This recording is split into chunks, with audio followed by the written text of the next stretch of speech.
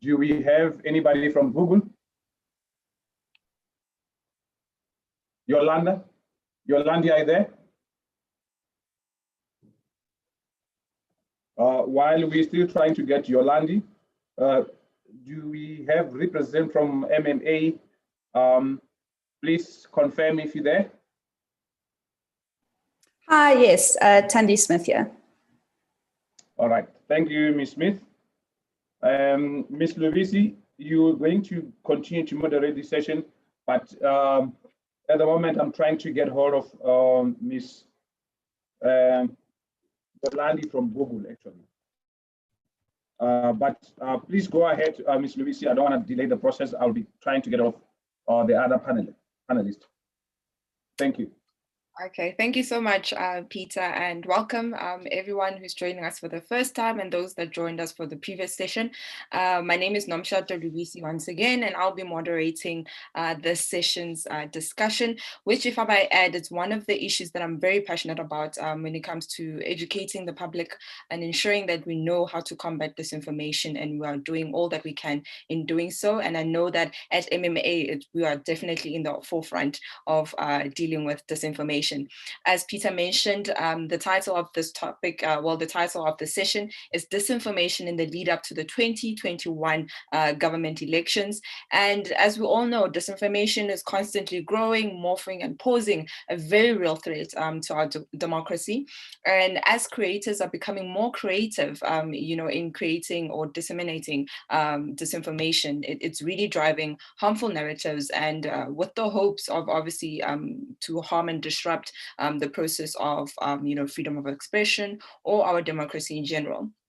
And we also know that there's now a crossover, when it comes to dealing with disinformation, whereby we have elements of, incitement to violence, we have elements of hate speech, and we have even elements, of now dealing with people understanding that when we are combating disinformation, we are not necessarily saying we are reprimanding or we are going against freedom of speech. And one of the vital questions we need to ask ourselves is, at this current point, what can we learn about the responses of disinformation from our previous elections towards, disinformation around COVID-19? What steps can we take to ensure that we are definitely ready for the elections and to run a free and fair election in the upcoming 2021 local elections? We are joined by Tandy Smith, who's the head of programs at Media Monitoring Africa, and I'd just like her to introduce herself, the organization itself, and give her input. Tandy?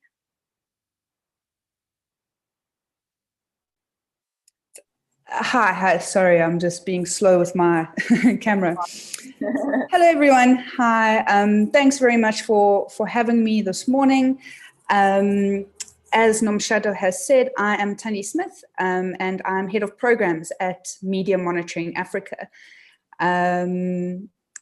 And what I will be doing this morning is talking a bit about our initiative called The Real 411, and giving a bit of insight and background into disinformation and elections, but also just disinformation generally.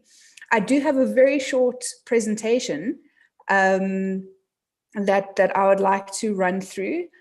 So if you can give me so the sharing, am I able to share my screen? Lerata, can you assist? I'm not sure. There we go.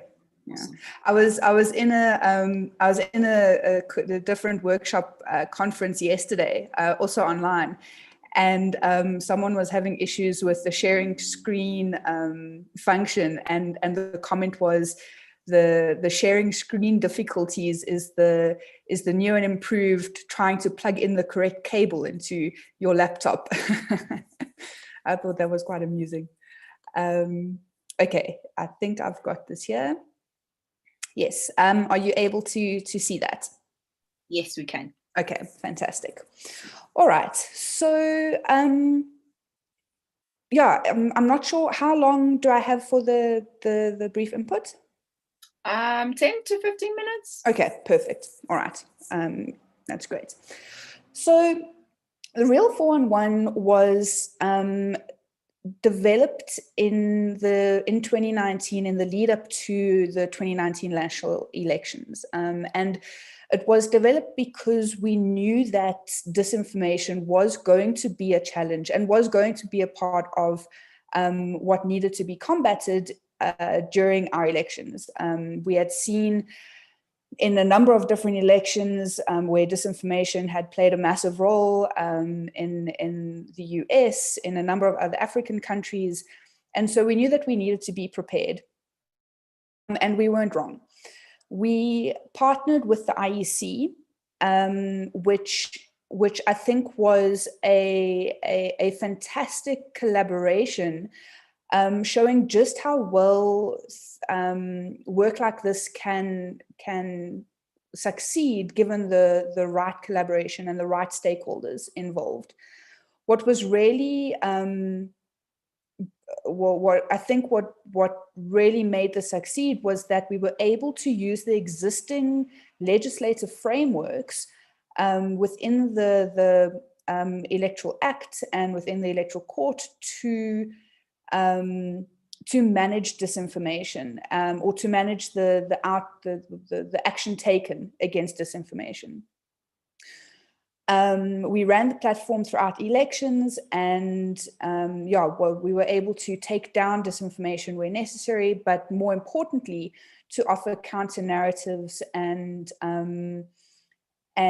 give opportunity to combat or to counter the disinformation that we did see coming through the platform. So very brief background into how Real 411 was initially developed, and we are working on gearing up for our local elections coming up later on this year. Between the 2019 elections and now, we have expanded the Real 411 platform to look at a number of other digital harms outside of just election-related disinformation.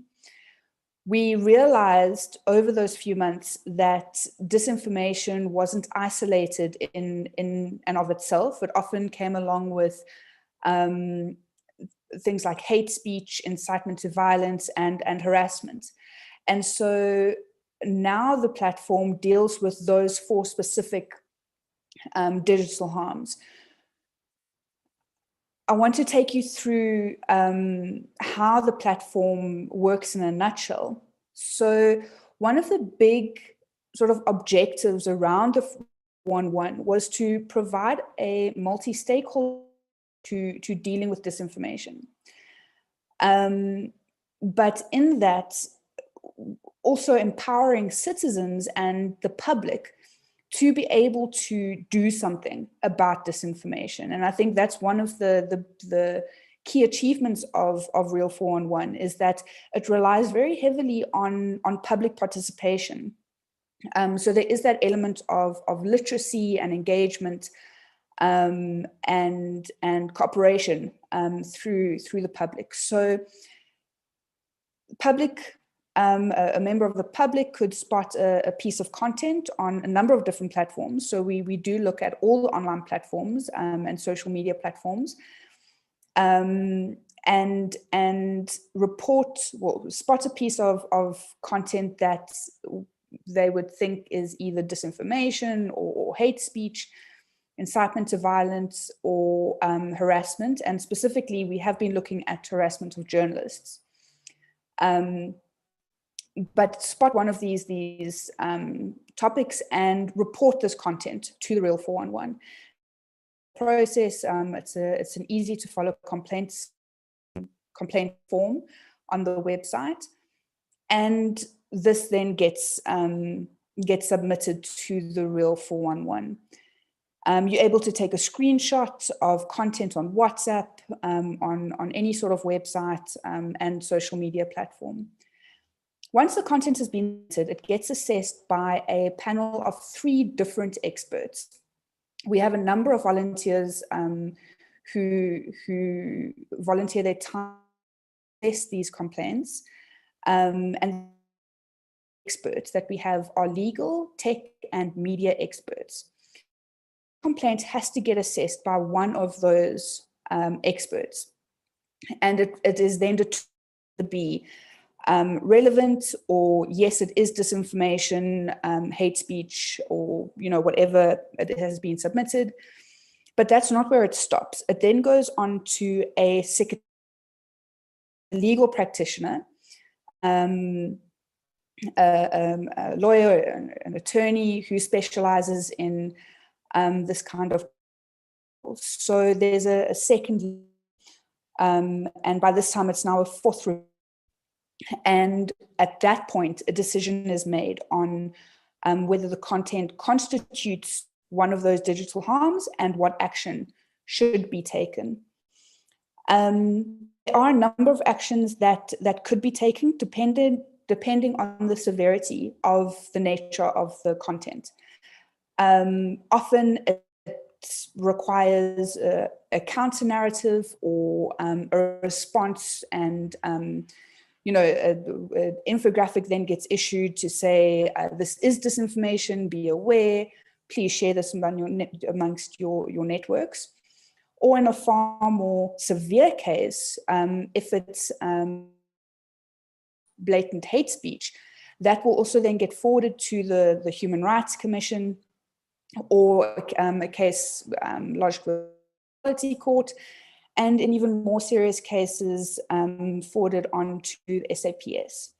But that is in real the really severe cases. We have also managed to get quite a lot of content, or a number of pieces of content removed off social media platforms.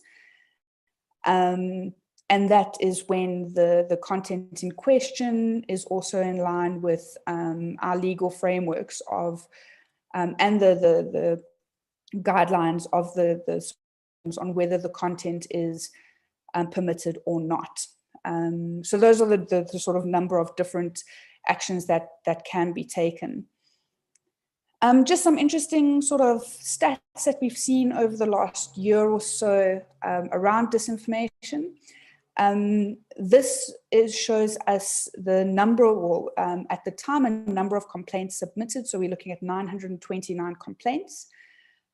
41% of those complaints were or constituted disinformation, and 59% not. So it just goes to show that the complaints that come in as submitted as disinformation, it is quite a high number that then gets determined to be disinformation. This again is just sort of looking at where you see the complaints coming through, or what platforms are the subject of complaints. You see Twitter sort of right at the top there. 38% of the complaints relate to content found on Twitter. And then not surprisingly, also Facebook, WhatsApp, YouTube, and other websites. But what is interesting is that of the complaints that come in on the social media platforms, only the kind of dynamic shifts a little bit, where you then see WhatsApp, the content, the complaints that come through on content on WhatsApp, 33% of that is then determined to be disinformation. So the sort of ratio of disinformation versus the number of complaints, even though more complaints come through on content of Twitter, there's a higher percentage of disinformation of the complaints found to be on WhatsApp. That's then followed by Twitter and Facebook. These are just some trends that we've seen over the last sort of year, very much related to COVID-19. You can see some examples are the conspiracy theories that has been sort of the real top of the trends, conspiracy theories, as well as the fact that, COVID is simply not real. A number of phishing scams and manipulating vulnerable people And I think all the usual, countering the lockdown restrictions and countering regulations and that sort of thing.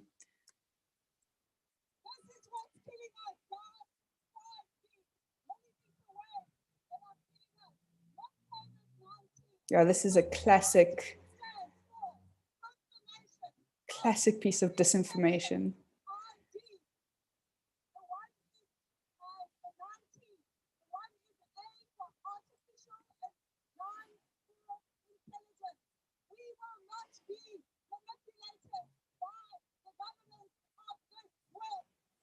Yeah, that was just an example of some of the content and videos that we've seen that, just shows how far this goes, and how seriously people take a lot of the disinformation that is circulated. And then just sort of wrapping up, I know we're going to be talking a bit more about disinformation and elections, but yeah, this is just a few of the action, or a few examples of the action that has been taken around the complaints that have been submitted. And yeah, in conclusion, I think what we have seen is that, we are going to need to be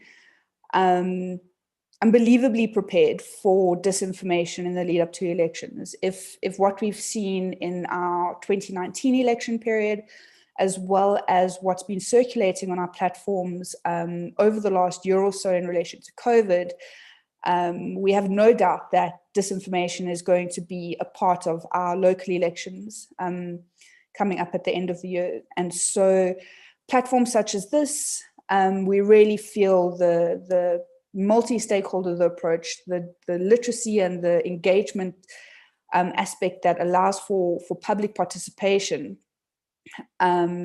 which also then doesn't rely on, the overregulation of one body, is really beneficial to begin to combat some of the disinformation that we see on our platforms.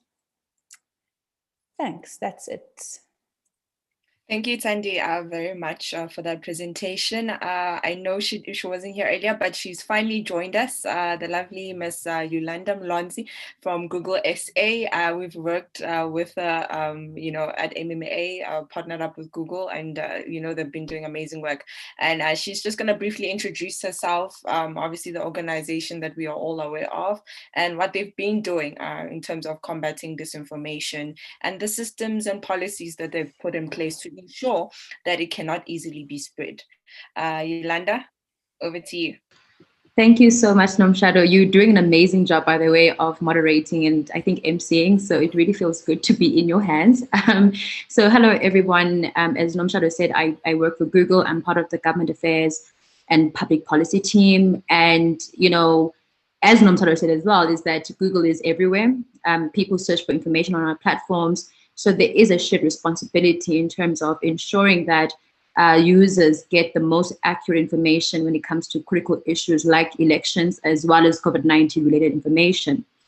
Similar to Tandy's presentation, I think misinformation or disinformation, depending on how you want to spell it, it really is a emerging and growing topic and issue that we can't avoid. The IEC was very proactive in calling stakeholders, whether, from civil society all the way up to tech, in terms of how can we work together to combat misinformation and disinformation in the national and provincial elections that we had a couple of years ago. And what came out of that is a campaign that Google partnered with the IEC on, as well as Code for Africa, which was really geared at unpacking what is mis and disinformation. Actually, I think there is some confusion sometimes when it comes to these concepts, and dare I say that even today people are still grappling with what these terms actually mean. Some may even say, well, it's my opinion. In actual fact, it's not your own opinion if you intentionally mislead people. So we felt that there was a key need around educating and raising awareness in terms of what these concepts are and how they manifest online. So in partnership with the IEC, we then led a series of trainings for election monitors as well as political parties, where our Google Elections team actually flew down to South Africa to unpack these concepts and what they mean in the elections context. In addition to that, so it's one thing to educate. Now that they know the information, how then can political parties or users, for that matter, spot misinformation and combat it? So we, as part of those trainings led by Code for Africa, we then did a series of deep dives in terms of tools that political parties as well as citizens can use to fact check information, and tips and tricks to navigate the internet. So that was very well received by citizens as well as political parties. We also engage the media. And I think that is critical because, if let's say someone posts something on social media, an influential person that is, and then a story breaks out without, facts being checked, that could, mislead a lot of people. So we felt that it's important as well to engage, journalists in partnership with SANEF in terms of unpacking misinformation in the elections period. So that's really the work that we did during the previous elections. And I think that work needs to continue. As Thandi said, misinformation and disinformation is going to be with us, and it probably will be even worse. COVID-19 has definitely made that bigger and a spotlight. We've seen regulations, in fact, coming from the minister saying that if you post something that is not factual, you may be penalized for that. So it's definitely top of mind for government.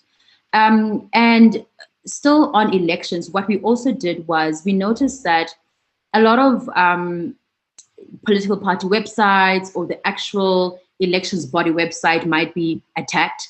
Whether it's a DDoS attack. So at Google, we've got a program called Project Shield, which essentially provides extra security for these high profile pages.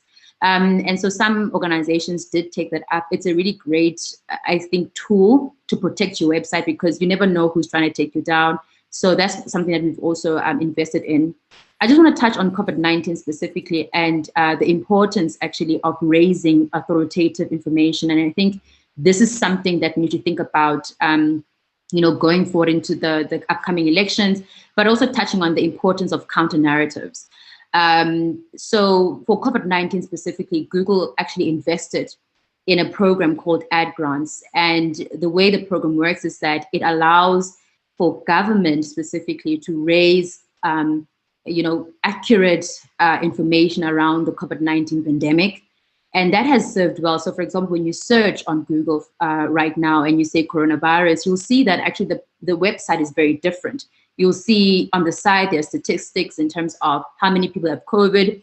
The first set of results will be coming from government pages and then news outlets as well. We're trying to ensure that citizens and users are getting accurate information. And that is so important to highlight in the sense that as we go into the upcoming elections, political parties, the IEC need to put up content online so that when people search, they can actually get information right from the horse's mouth instead of, from an opinion written by Yolanda, for example. So that's something I just want to call out as a key learning from my side, that we need more content from authoritative pages and sources. Equally tied to product, which I actually didn't mention, is that normally during big elections, and this is normally for national elections, Google does invest a lot in changing our products to provide, as I said, accurate information. So for example, for the national elections, when someone searches, when is the election? There's something that pops up, which is what we call a one box, and it will give you the date of the election in bold, right? And we try to verify the information with of course, the IEC and relevant bodies. And also, when it comes to election results, we also have a dedicated map that gives people up-to-date information in terms of where the results are. So we do a lot of product changes. Now, I just want to touch on quickly on reporting misinformation on our platforms. So what we instituted for the 2018 elections, if I'm not mistaken, the national elections, is what we call a hotline. So we established a hotline within our trust and safety teams to focus specifically on South Africa and election type of content so that they can catch the content as it comes. as of course, as you've seen from Tandi's presentation, it's not always positive, because YouTube did come out there as 4%. So what we also did was that we opened a platform for MMA, for policymakers to flag content directly to Google, which they feel is spreading mis or disinformation. So we've also created that open line.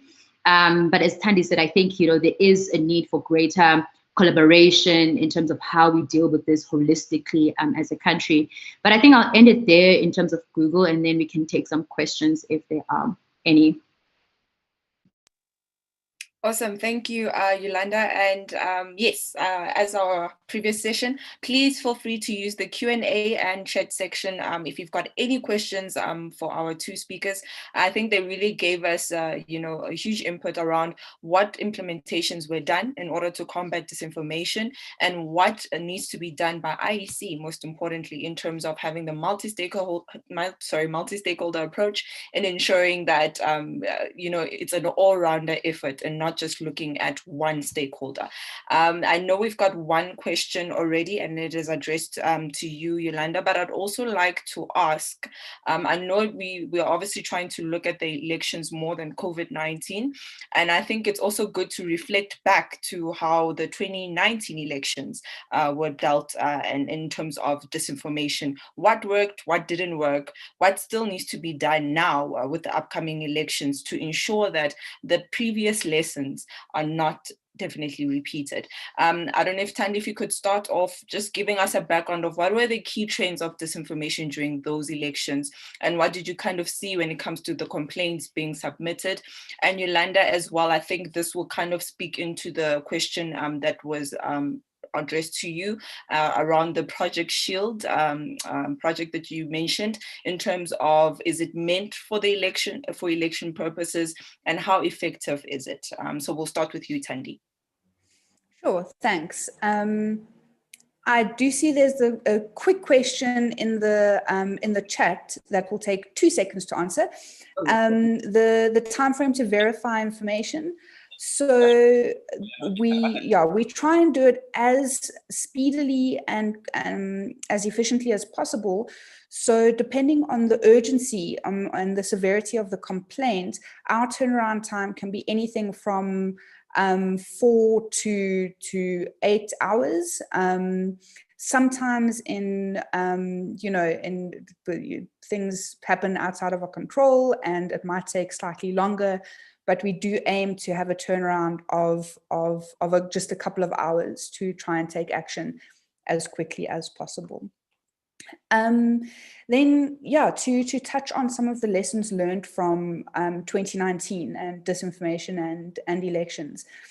I think that, to be completely honest, we are actually in a far better position to deal with disinformation coming up to our 2021 elections than we were in 2019. I think it was, still quite a novel concept. It was, still quite a new phenomenon that that people were trying to grapple with and understand what the definitions were of the difference between, disinformation, misinformation, and false information, and how to grapple with what you are seeing on your platforms.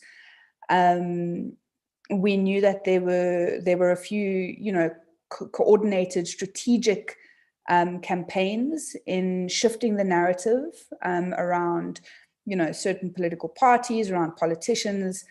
I think it made it a lot more challenging to deal with, because a lot of people, simply were not aware of what constituted disinformation. One of the big challenges as well, which I think, we are also better geared up for this time around, was that I think we sort of anticipated that much of the disinformation would be shared or spread sort of openly on social media platforms, without realizing the extent of disinformation found on channels like WhatsApp and other private messaging services.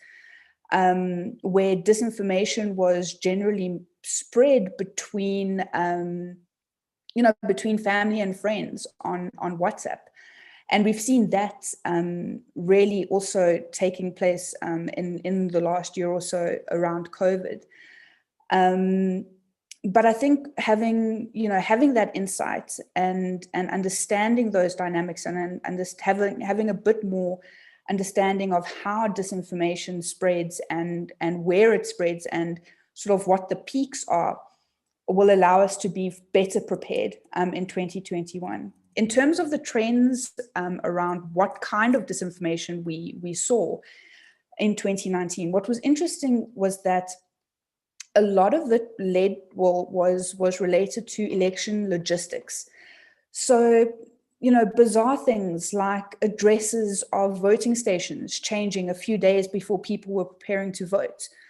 I don't know if you remember, but it sort of stuck with me, the issue of the false fingernails, that if you have false fingernails, you won't be allowed to vote because they can't mark them, or something ridiculous. And the problem with disinformation like this is that on the surface, it doesn't seem too serious to an ordinary person, but the danger of disinformation is that all it has to do is sow that little bit of doubt or mistrust into something that is credible and should be a trustworthy institution. Getting voters out there, getting participation from the public is already a challenge. The minute you make that harder or more confusing for people, you are going to get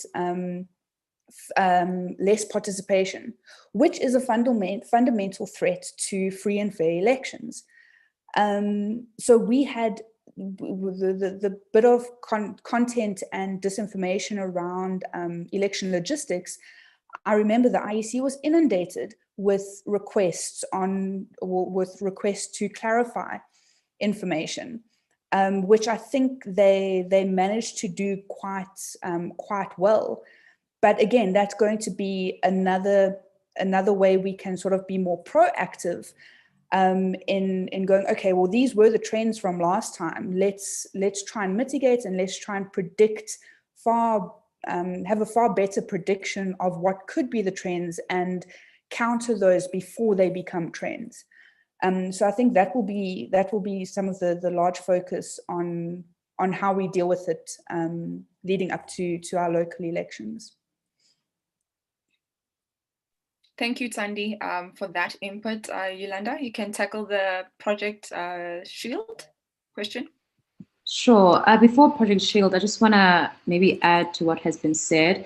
I think, there's also lessons that we need to learn from the COVID-19 pandemic itself and how information has been handled. I really want to give credit, I think, to the government in terms of these small, social media assets that they put up every time a minister speaks or every time a new announcement comes on. We've seen this with when they put us in a different alert level, and then they have these small things that come out. And I feel like those things are so powerful. And, as we gear up for the upcoming elections, how can the IEC and political parties make use of social media in a positive way to spread information easily and in chunks that people actually read, right? So I think the COVID-19 pandemic has definitely given us some tips on how to approach that.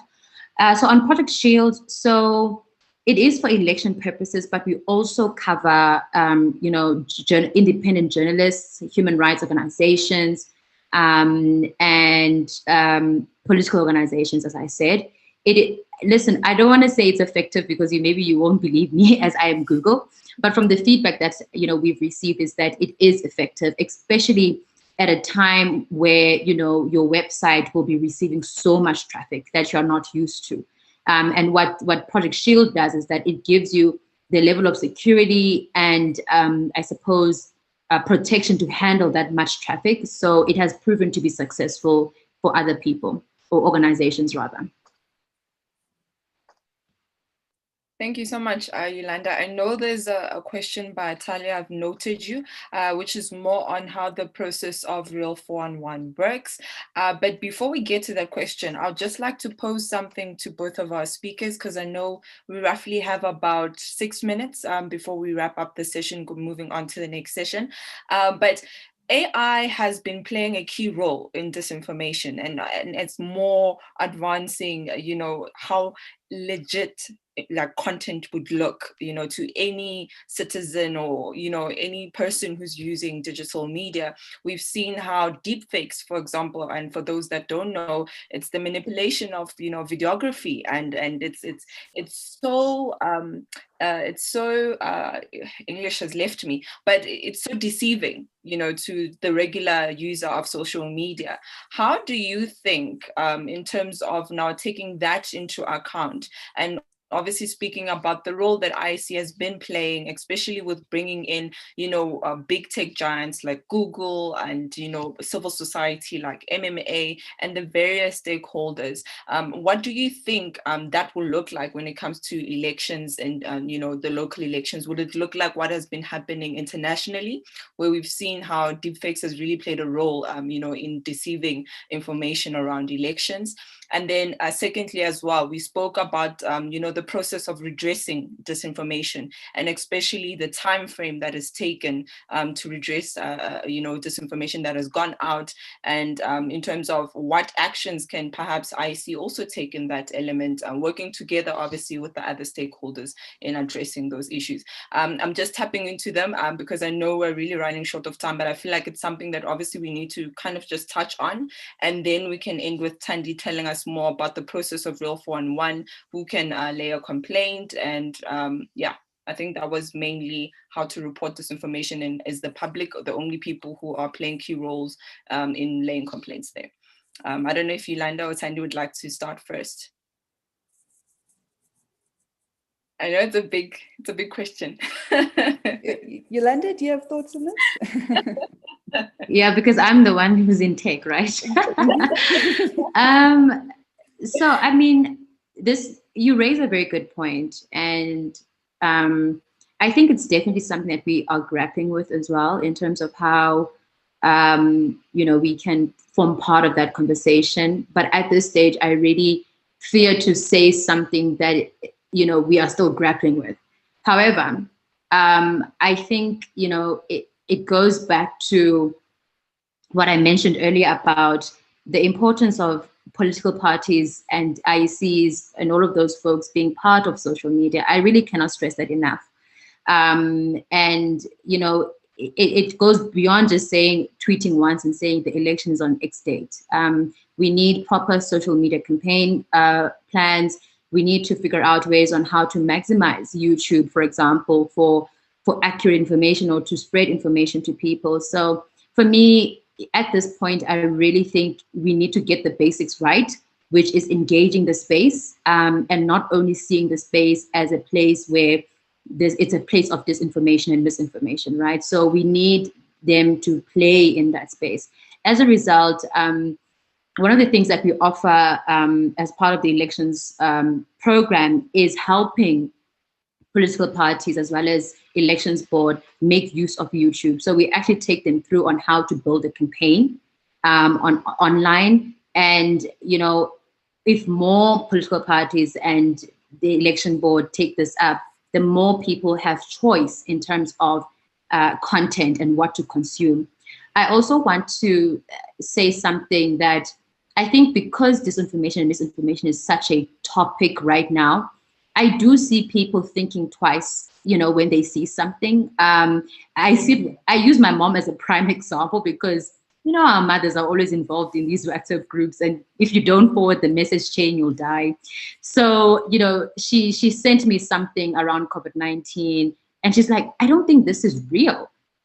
So I think, because we are speaking about this, citizens and users are actually engaging with content, and they are also trying to find the truth online as well. So I think we should definitely keep having these conversations and touching on and ending on deepfakes. I think let's have that conversation moving forward and see where we land as a group in South Africa.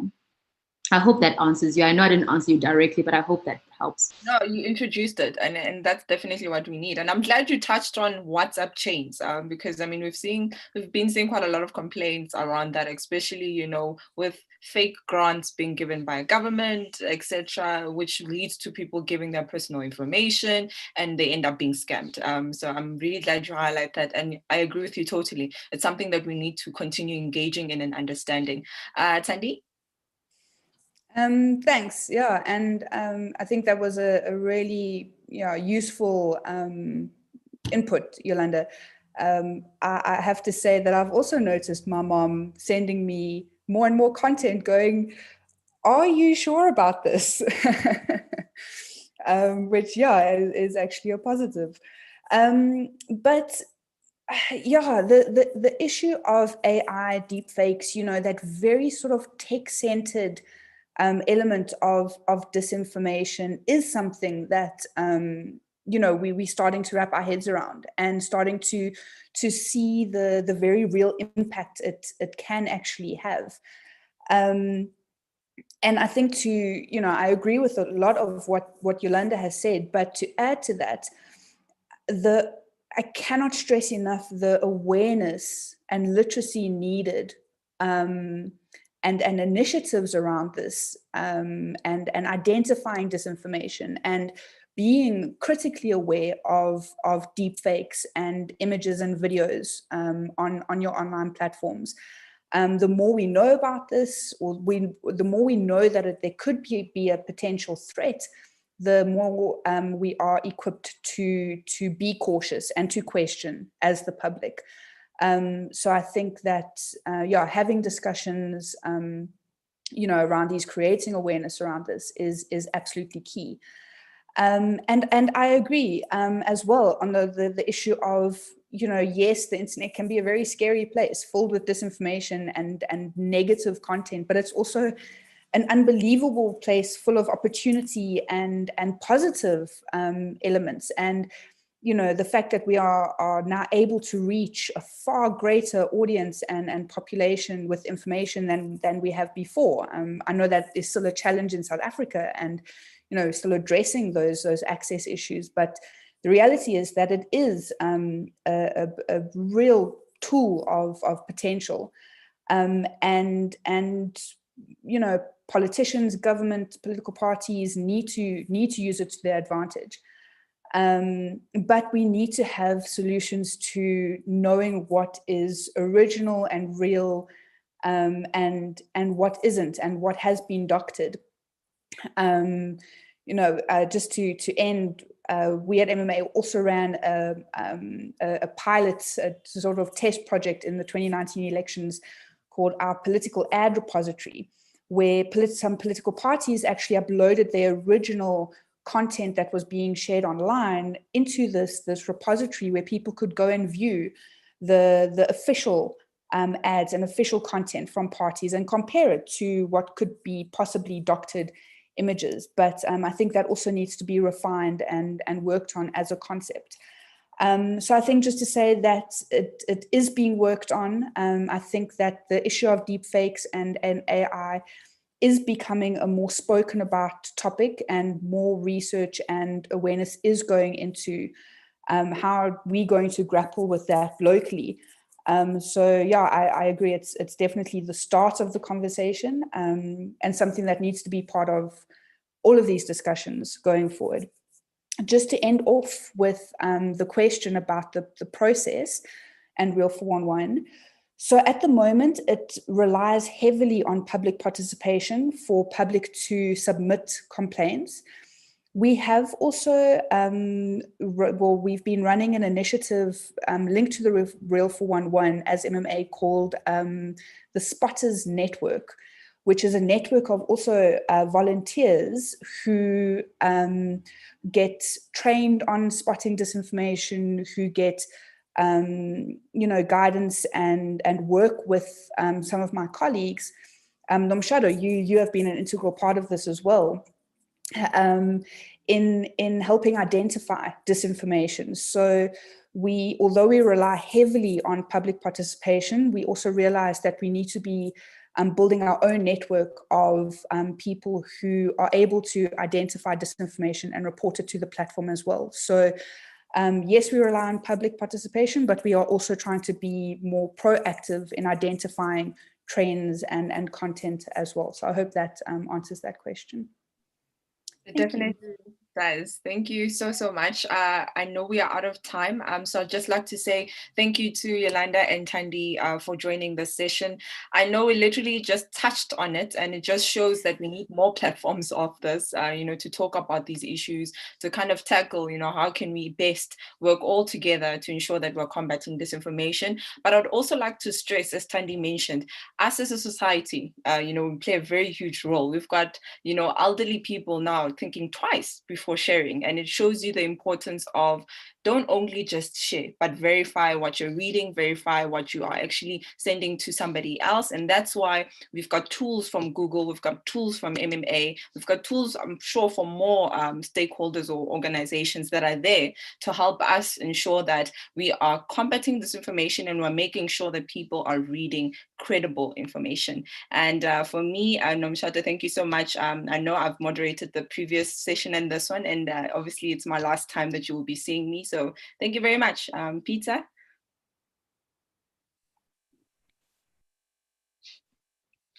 Thank you so much, ladies. I'm not sure if I've missed the memo here. It seems to be the other gender panelists and moderators, a continuation of what we had the previous session. Was this a planned one? All right, no, it's fine, I understand. So thank you so much, Nomshado. Thank you so much to Yolanda. Thanks so much to Thandi. We appreciate it. We hope this discussion will continue, and we want to appreciate you further. Thank you again.